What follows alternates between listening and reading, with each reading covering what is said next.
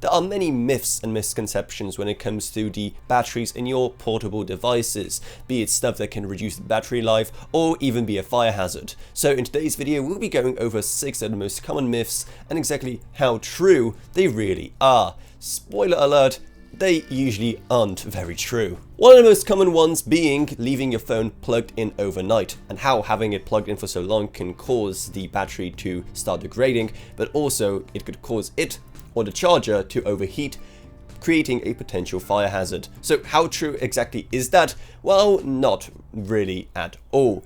Here's the thing. While sure, leaving your phone charging for too long will degrade the battery a bit, it's not really that much that you have to worry about it. What's more, unless you live in a place where there's constant fluctuations in potentially the power coming out of the wall, or if you're using a very cheap charger that could get hot very fast, it's also not something to worry about. However, doing things like, for example, having your phone tucked in under a pillow while the battery's getting warm charging, that could be a potential issue, and again, having excessive heat from stuff like that can damage it long term. But again, simply just overcharging your phone and keeping it plugged in once it already reaches 100% has minimal effect. However, just in case, companies are now starting to come up with creative ways of getting around all of that. One of them is to only allow your phone's battery to charge to 80%.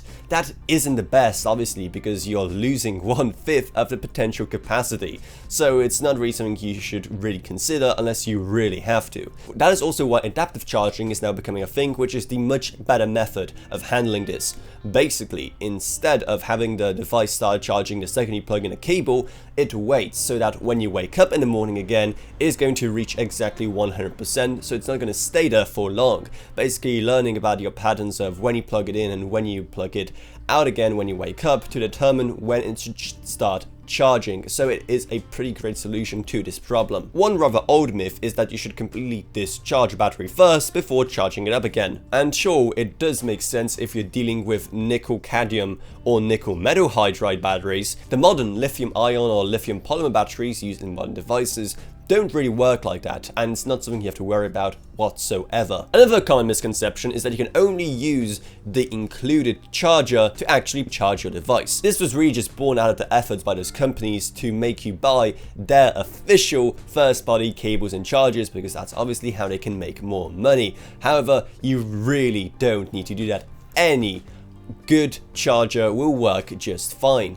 It all really came from the idea of many third-party chargers being a lot slower and thus not giving you the experience you'd expect. So companies could be flooded with angry complaints from people that the devices aren't charging as fast, or they're losing the charge pretty quickly because they're using a lot slower older chargers that weren't really intended to be used with that device. Some companies go further. The Nintendo Switch infamously displays this message about only using the original charger. Again, that's not really the case. You can use pretty much any third-party charger and that notification will go away.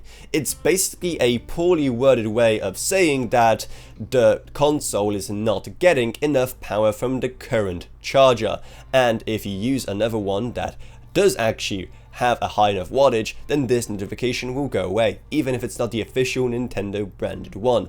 And many of the devices function the same way. It doesn't have to be the first party one, as long as it has a high enough wattage. Many people are also unsure whether you should be using your phone whilst charging. Again, in practice, it's not something you have to really worry about. Your phone will work just fine. The thing you have to consider is heat, because the battery will heat up whilst it's charging, but also the CPU and GPU will also introduce more heat under the hood if the phone is also being actively used.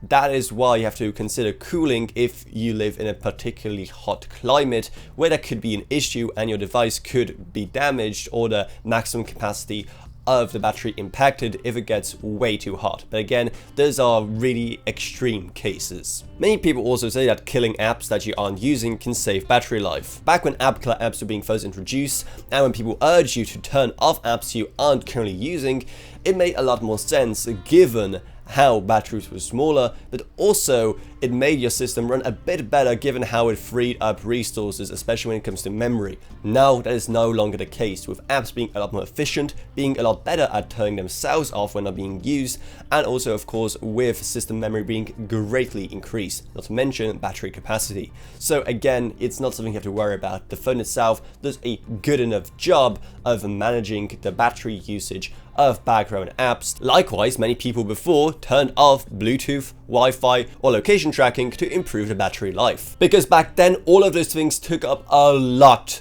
of the limited battery on smartphones from that time.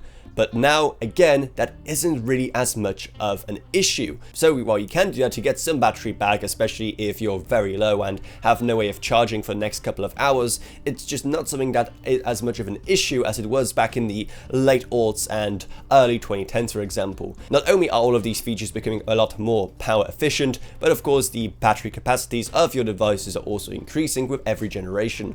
So those are just 6 common myths and misconceptions when it comes to batteries in your mobile devices, not just phones, but pretty much anything else. So hopefully you found this video interesting, and if you did, maybe subscribe to How To Authority for more like this in the future.